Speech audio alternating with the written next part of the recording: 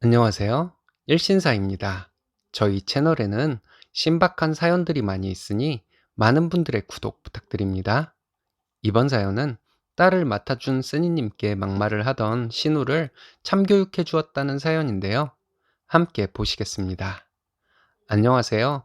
막무가내인 신우에게 신우 딸 도둑질하는 증거 영상 보내주고 경찰에 신고하겠다고 했습니다. 그제서야 저에게 사과를 하더군요.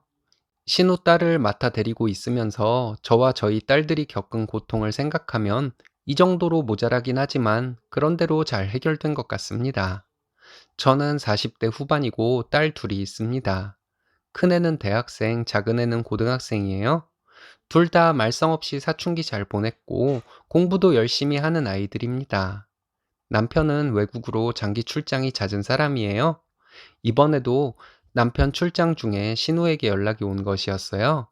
신우네 시어머니가 몸이 안 좋아서 간병을 하러 가야 한다고 하더니 중학생인 딸을 데려갈 수가 없다고 했습니다. 저희 시어머니, 즉 신우의 친정엄마죠. 시어머니에게 말씀을 드리면 더 좋을 것 같은데 굳이 저에게 딸을 맡기겠다고 하는지.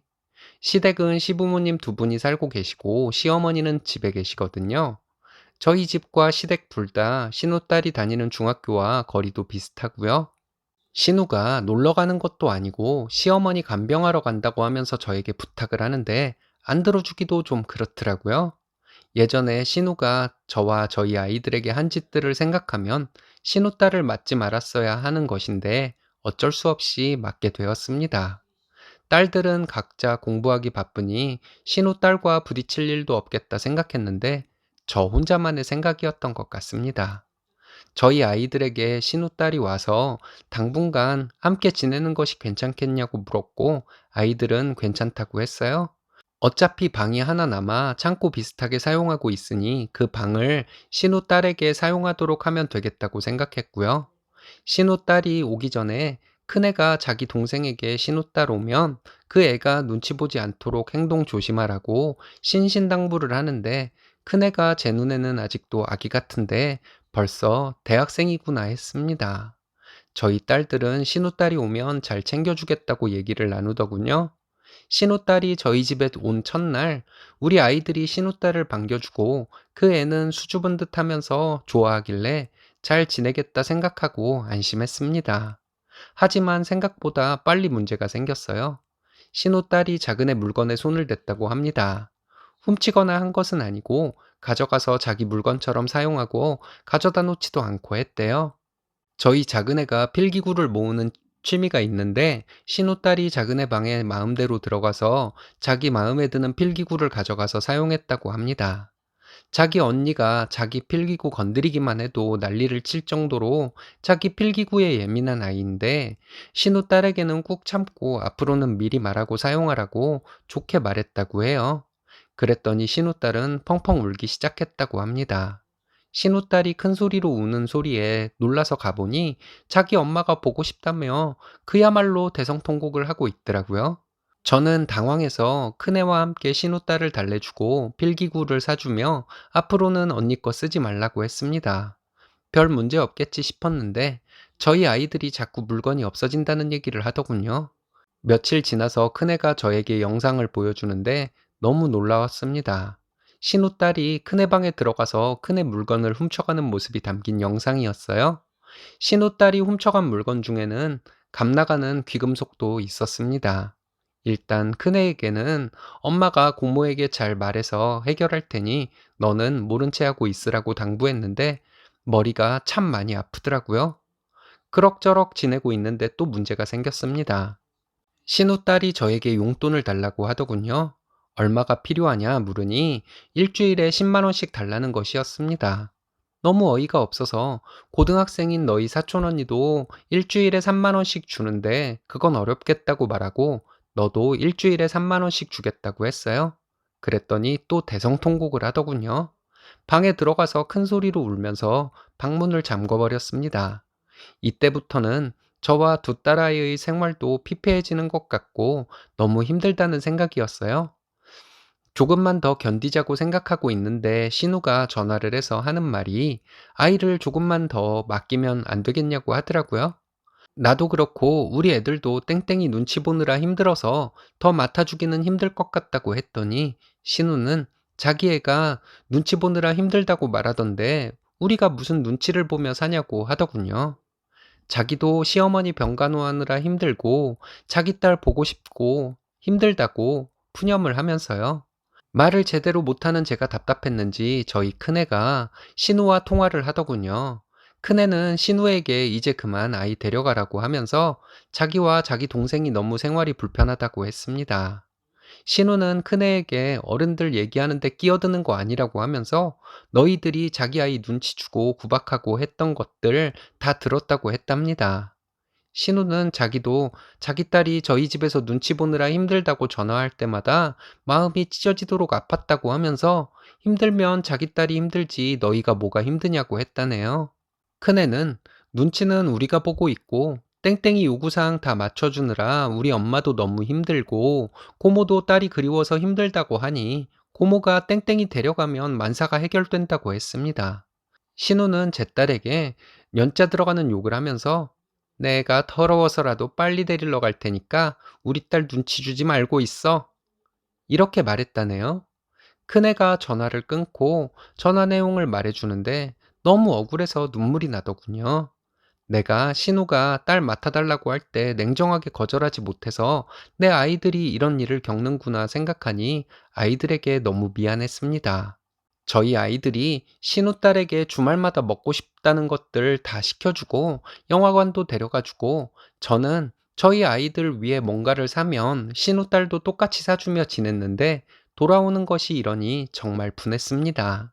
갑자기 신우가 주말에 딸을 데려가겠다고 저희 집에 왔습니다. 신우딸은 집에 안 가겠다고 하고 신우는 가자고 하면서 둘이 싸우더군요. 신우는 펑펑 울면서 내가 널 어떻게 키웠는데 하고 신우딸은 저와 저희 딸들에게 와서 여기서 살게 해달라고 졸라댔습니다. 신우는 저에게 저와 저희 아이들이 어쨌길래 애가 이렇게 변했냐? 순수한 아이가 저희 때문에 물들었다고 소리를 질렀습니다. 저희 큰애가 고모 딸은 전혀 순수하지 않았고 염치 없고 도둑질이나 하던 아이인데 그래도 우리가 감싸주고 데리고 있었으니 여기에 살고 싶다고 하는 것이라고 말했어요. 고모랑 고모부가 도대체 아이를 얼마나 나몰라라 했길래 제가 부모랑 안 살고 외삼촌네 집에서 살겠다고 하는지 잘 생각해 보라고 말하고는 저희 딸들은 신우딸 짐을 챙겨주었습니다. 신우는 저에게 실망이라고 하면서 다시는 보지 말고 살자고 하더라고요. 마음대로 하라고 했습니다. 내가 아가씨 딸 데리고 있으면서 돈 한 푼을 받길 했냐고. 실망은 내가 해야지. 이게 무슨 적반하장이냐고. 당장 나가라고 말했더니 우리 딸들이 신우와 신우딸을 나가라고 하며 내쫓았습니다. 신우 모녀가 나가고 아이들에게 엄마가 잘못 생각해서 이런 일이 생겼다고 미안하다고 했습니다. 그 후에 신우딸이 저희 큰애에게 몇 번을 전화해서 저희 집에서 살면 안 되겠냐고 했답니다. 안 된다고 했더니 저희 집에 놓고 온 물건이 있다고 주말에 찾아온다고 했다네요.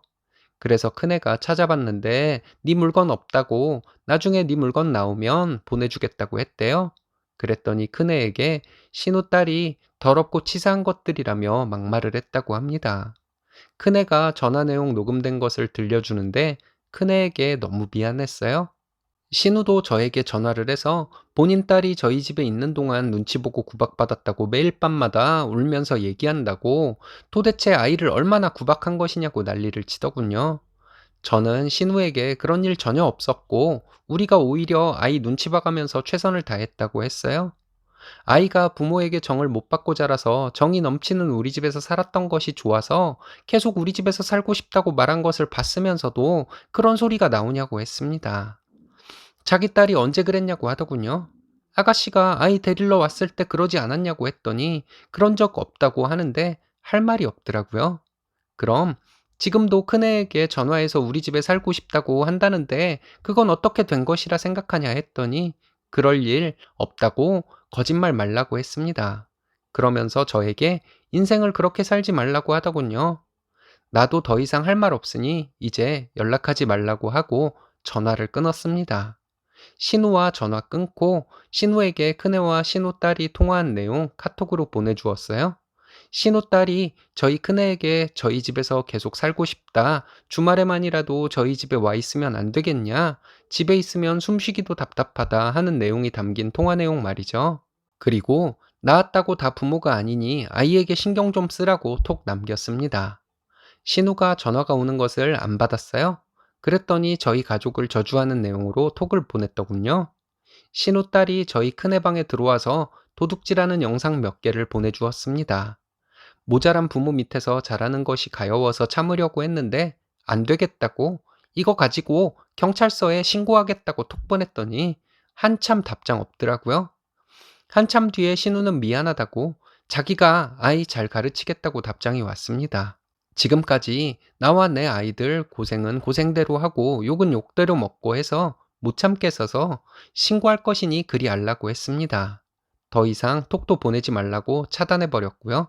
큰애에게 톡 내용 보여주었더니 막 나가는 고모가 경찰서는 무서운가 보다고 하며 저에게 잘했다고 하더군요. 큰애랑 얘기 끝에 경찰에 신고는 안 하기로 했고요. 신우가 이상한 짓 하면 그땐 진짜로 신고하려고 합니다. 머리 검은 짐승은 거두는 것이 아니란 말이 생각나네요. 염치도 개념도 없는 엄마 밑에서 자라 신우 딸도 똑같이 되어가나 봅니다. 오늘의 사연은 여기까지입니다. 재밌으셨다면 좋아요, 구독 부탁드려요. 일신사는 여러분들의 사연으로 제작됩니다. 많은 사연 제보 바랍니다. 여러분들의 사연은 아래 메일 주소로 부탁드려요.